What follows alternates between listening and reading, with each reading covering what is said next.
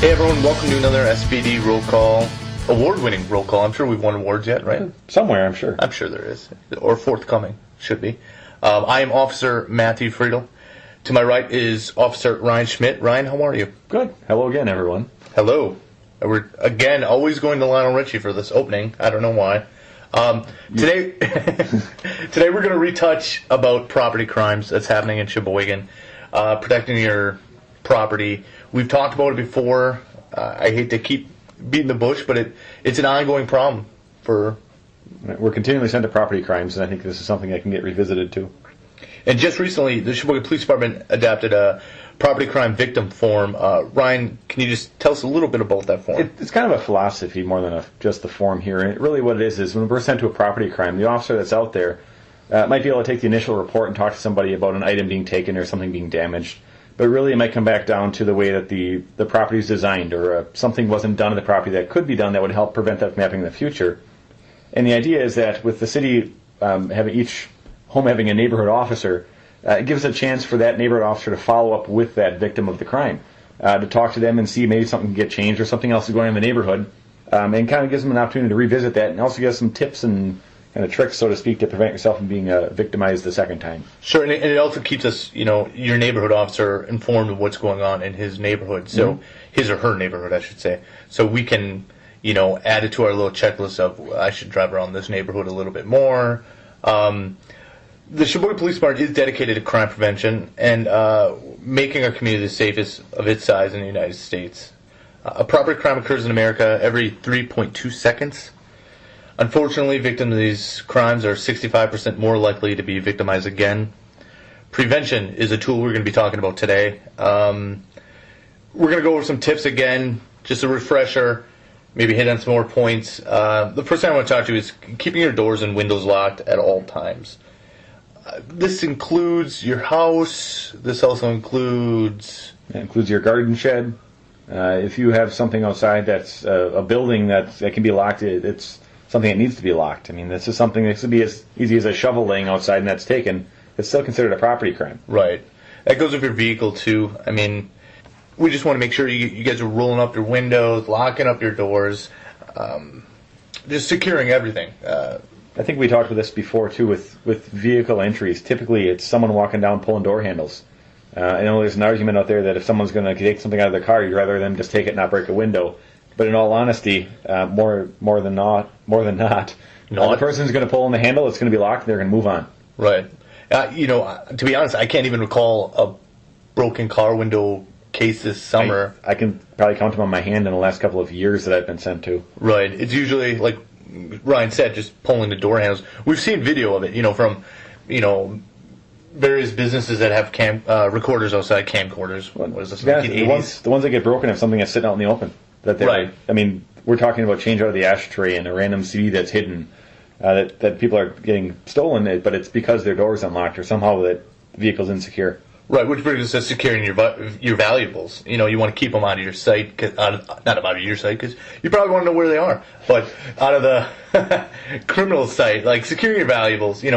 Don't leave. I know it's common sense. You don't want to leave, like, I was going to say billfold, but that's 1940s term. But you want to secure your billfold next to your top hat. Keep it in your slacks. You want to secure your wallet. Don't leave it like in your vehicle with the doors unlocked or out on the dash where everyone can see it. But commonly people leave their GPSs right up on their dash, and that's just a glowing beacon. Yeah, absolutely. One thing that comes to mind, I got sent to a home a couple of weeks ago where a laptop had gotten stolen, and it was placed right next to a window. Well, somebody cut the screen, reached in and grabbed the laptop and left.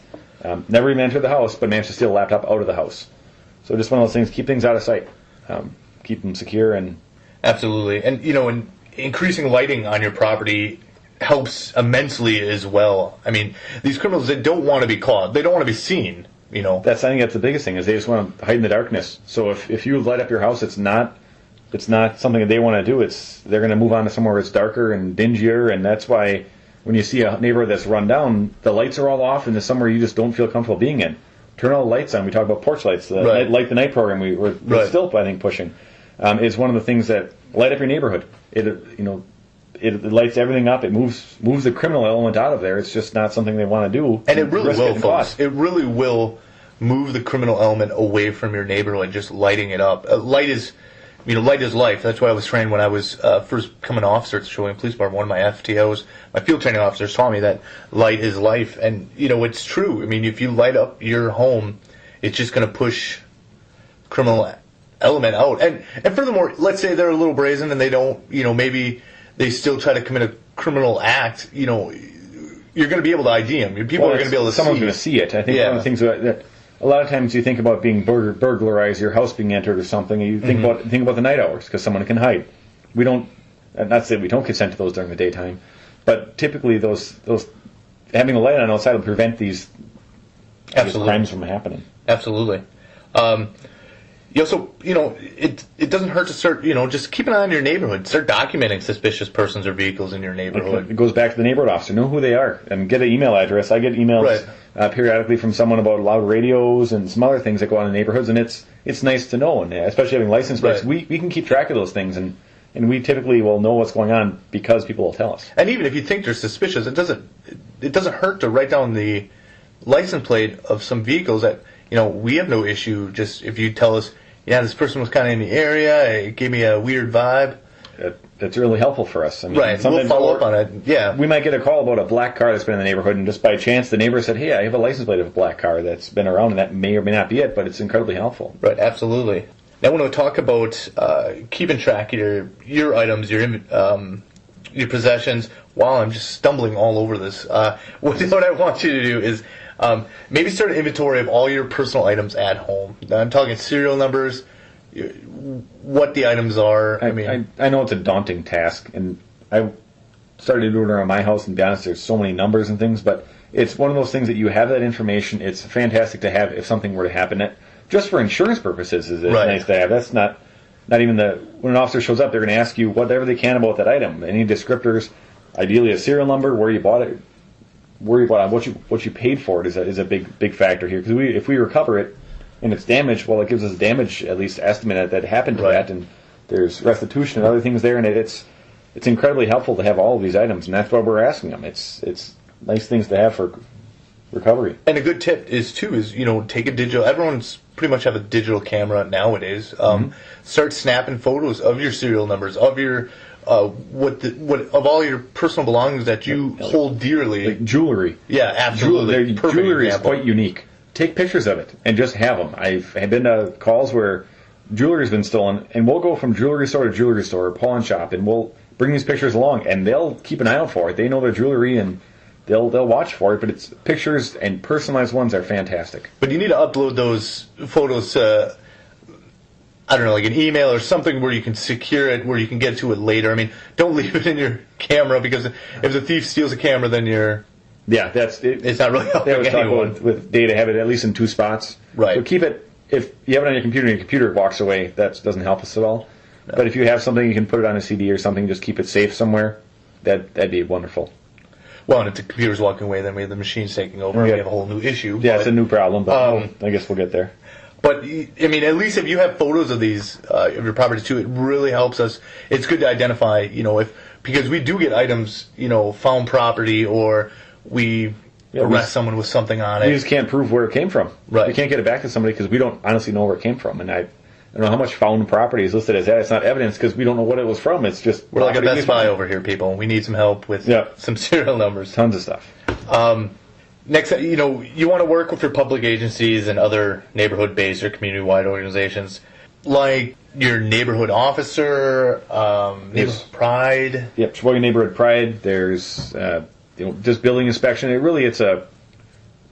I think every department in the city is all going the same direction, between DPW and the police department and building inspection. We're all going towards the same goal, and that's to revitalize the neighborhoods. Right. So getting in touch with somebody at the city, if they're not the right agency, we can get to the right department and address that problem and try and get it rectified for you. It might not be the police, but if you talk to the neighborhood officer, they should likely be able to get you the resources to get in touch with whoever may need to get that problem fixed, or at least get you your answer. And which falls into, cleaning up your neighborhood. I mean, I know it's a pain. It's when you get someone spray paints graffiti on your garage, and you feel you have been victimized. Yeah, you're the victim, and now you're being hounded to fix your garage when you didn't do it.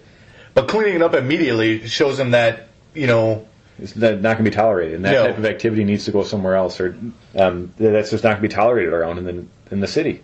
And that includes litter, the litter around your area, abandoned cars. I think abandoned cars is the big one where it needs to be licensed and operable. It's got to be parked on concrete or blacktop. Anything beyond that isn't okay, trailers included.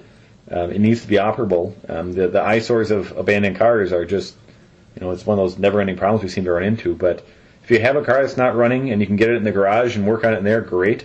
But just don't leave stuff laying on the grass, or for that matter, in the street. It really makes the neighborhood just kind of... And it just shows the criminals that you don't really care. And that's exactly it. It's just a lack of guardianship. You just don't care. Right.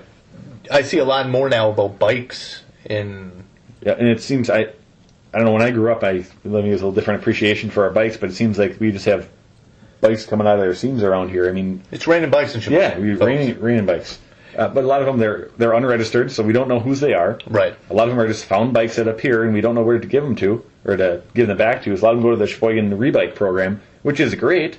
We'd like to get them back to the original owners, though. Right. So licensing those and securing them. You get a bike lock. Keep them in your garage. Don't leave them sitting on the sidewalk. And folks, we do run bike license every time we come in contact with a bike. Every time. If we can find it, it doesn't take much to take a sticker off, but a serial number is much more difficult. Right. If we can find who it belongs to, I got a bike back to a girl that got it stole 8-10 years ago, and it had sentimental value to her, but we were able to get it back because of the serial number. And ask your kids. The kids know little nuances about their bikes. Again, pictures. Take pictures. Pictures is probably the best, but let's say one of the grips on the front of the bike is torn and it's white. A rip in the seat and it has a scratch somewhere unique on it. That's great to know. Right, absolutely.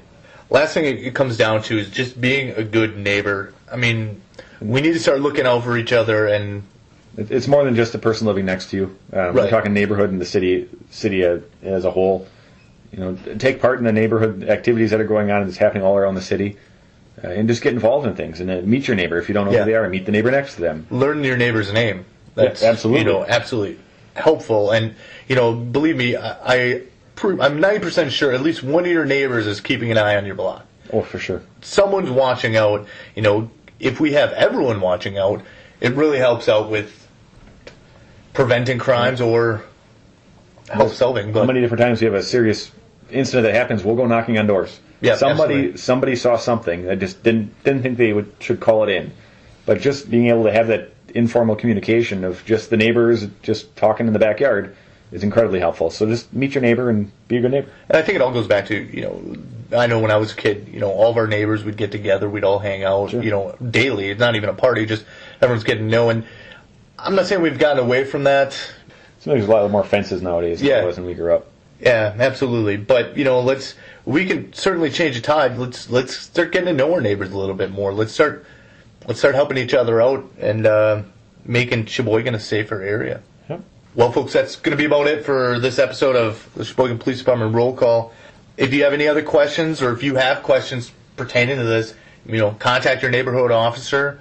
If you don't know who they are, give the police department a call and ask. Right. They'll figure it out, and we'll get your information to them and have them contact you.